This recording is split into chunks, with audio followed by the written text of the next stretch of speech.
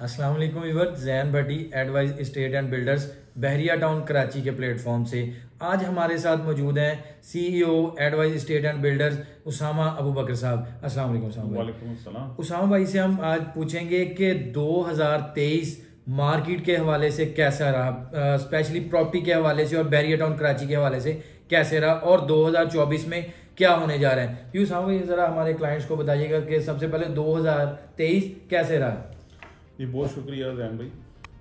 2023 ये बड़ी खुली बातें हैं, मतलब आज सिर्फ इनको हम वन बाय वन डिस्कस कर ज़रूर करेंगे, लेकिन बहुत ही ड्रास्टिक किस्म का एक साल था पाकिस्तान की। मेरे ख्याल में अगर आप टोटल हिस्ट्री निकालें तो इतना टफ और इतना अजीबोगरीब किस्म का कोई साल नहीं था जब हम बिल्कुल अनसर्टेनिटी में थे पाकिस्तान के अंदर। आप ये समझ लें कि कोई समझ नहीं आ रही थी कि कौन सी गवर्नमेंट है, कौन क्या कर रहा है। डॉलर बहुत ज़्यादा ऊपर गया, इसी तरीके से गोल्ड की प्राइसेस ऊपर गई। इन्वेस्टर्स को समझ नहीं आ रही थी कि कहाँ पे जाएं, और उन्होंने जैसे जैसे जहाँ पे उनको अच्छा यानी उनको अपना हेवन मिला वो उस हेवन में गए। उन्होंने तो अच्छा कमाया, इसमें कोई शक नहीं है, लेकिन प्रॉपर्टी के हवाले से बहुत ही परेशान कुन साल रहा और बहुत सारी कीमतें जो हैं वो नीचे की तरफ गई।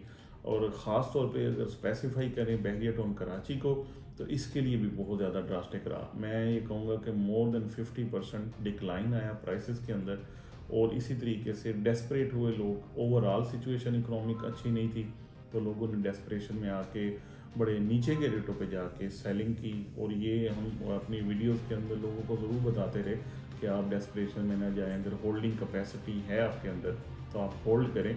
बहुत सारे जो मेरे ख्याल में कोई मोर देन 80% लोगों ने तो होल्ड किया, लेकिन अगर वो 20% लोगों ने सेलिंग पे किया तो वो उसमें मार्केट जो थी वो नीचे की तरफ गई।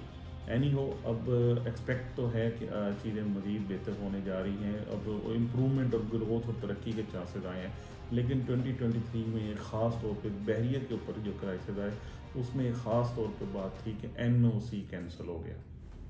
NOC किसी चीज़ का नहीं था, क्या थी चीज़, इसकी डेप्थ में इसको समझने के लिए बहुत कम लोग गए। अदरवाइज जो एक थंबनेल था, जो एक बड़ी सुर्खी थी, हेडलाइन थी, वो ये थी कि बहरिया टाउन कराची का NOC कैंसिल हो गया। तो उसके हवाले से बड़ी पैनिक क्रिएट हुई, बहुत सारे लोग परेशान हुए। इसी तरीके से ऑलरेडी पहले मार्केट जो थी वो नीचे की तरफ थी, और उसके बाद मज़ीद लोग पैनिक हुए। अल्हम्दुलिल्लाह लोगों ने फिर इस चीज़ को समझा भी, और उसके बाद अच्छे तरीके से रिएक्ट किया, और मज़ीद मार्केट नीचे नहीं गई। और पैनिक जो था, जो इतना क्रिएट किया गया, मैं ये से को बोलूँगा क्रिएट किया गया, क्योंकि बहुत सारे लोगों ने इसको बड़ी ज़्यादा एग्जजरेट करके बातें की कि पता नहीं क्या हो गया, और अभी बहरिया पता नहीं रहेगा नहीं रहेगा, सारा तोड़ दिया जाएगा।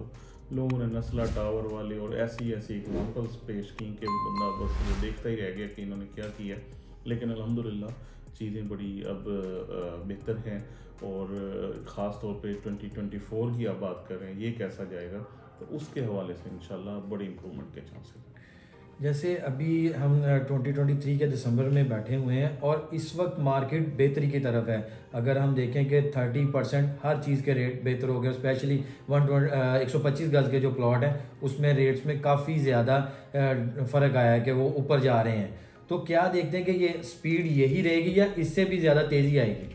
नहीं, इसमें कोई शक नहीं है, स्पीड बहुत ज़्यादा बेहतर हो जाएगी। अभी मैंने जैसे अर्ज़ की कि डेस्परेशन में लोग गए ज़रूर थे, लेकिन होल्डिंग वाले ज़्यादा लोग थे। इन्वेस्टर्स बहुत सारे होल्डिंग वाले थे, और जो होल्ड कर रहे थे वो अपनी प्राइस एटलीस्ट जो उन्होंने बाइंग की जो प्राइस थी उनकी, उससे ऊपर ही बेचेंगे, उससे नीचे नहीं बेचेंगे।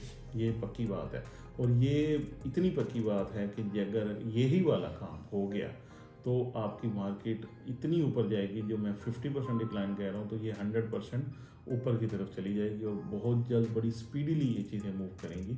अल्हम्दुलिल्लाह हम देख रहे हैं 2023 में लास्ट में हम बैठे हैं, लेकिन ये है कि इलेक्शंस अनाउंस हो चुके हैं, पाकिस्तान के अंदर स्टेबिलिटी आ गई है। डॉलर की जो प्राइसेस बिल्कुल एक वो कहते हैं बेलगाम थी, कोई समझ नहीं आ रही थी कि सुबह उठेंगे तो क्या प्राइस होगी, वो चीज़ें अब सारी कंट्रोल में नज़र आती हैं।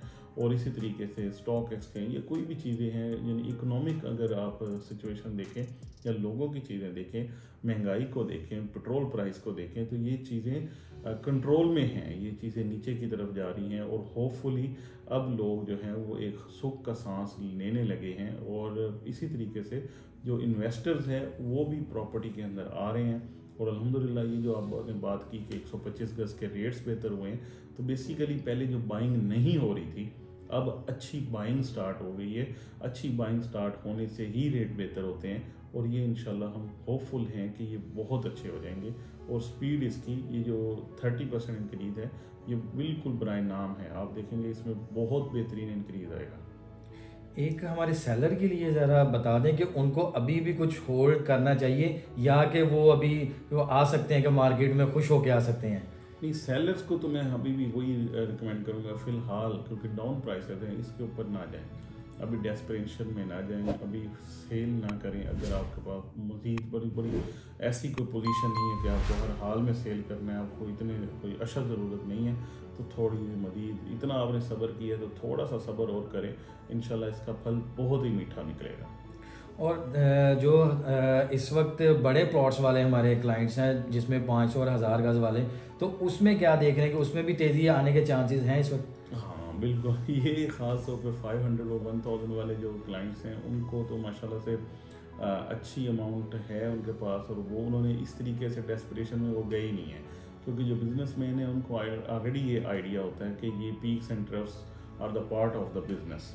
ठीक है, तो अगर वो इतने अच्छे पीक्स देखी तो ट्रफ्स भी देखे, अब दोबारा पीक्स वो देखेंगे और उसमें रेट्स बहुत अच्छे होंगे और वो तो मज़ीद अपने प्रॉफिट्स को ही प्लान कर सकते हैं। एंड अनदर थिंग कि अगर कोई भी उनको बाइंग के लिए चीज़ मिलती है तो आज भी आप देख रहे हैं कि जो बड़े प्लॉट्स के अपना ही एक मतलब उसका एक अलहदा से क्लास है, ख़ासतौर पे 500, 1000, 2000 या एकर्स की, वहाँ पे ना इतनी अब्रप्ट सेलिंग आई थी और ना ही ऐसी कोई बाइंग होती है। वहाँ पे बाइंग देयर एंड देन हो जाती है, अगर कोई भी बंदा सेल पे कोई चीज़ आती है तो देयर एंड देन उसको बाय कर लेते हैं। बहुत शुक्रिया उसामा भाई। व्यूअर्स, आपकी भी कोई क्यूरी है बहरिया टाउन कराची के हवाले से, आप कुछ भी जानना चाहते हैं या आपकी कोई आरा है जो आप हमें बताना चाहते हैं, तो एडवाइस की टीम से दिए गए नंबरों पर रब्ता कर सकते हैं। Thank you so much for watching.